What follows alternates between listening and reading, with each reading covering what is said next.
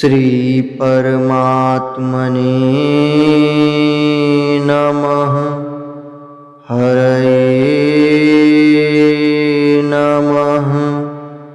श्री गुरुचरण कमलेभ्यो नमः। श्रीमद्भगवद्गीता अथ प्रथमोऽध्यायः। श्लोक 16।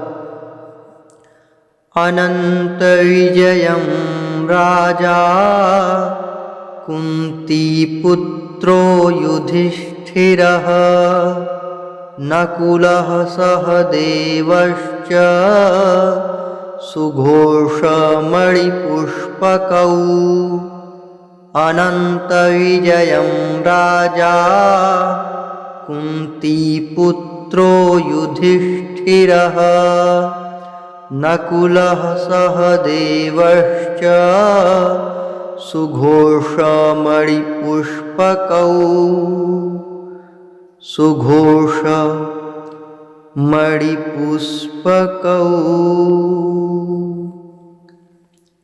अर्थ: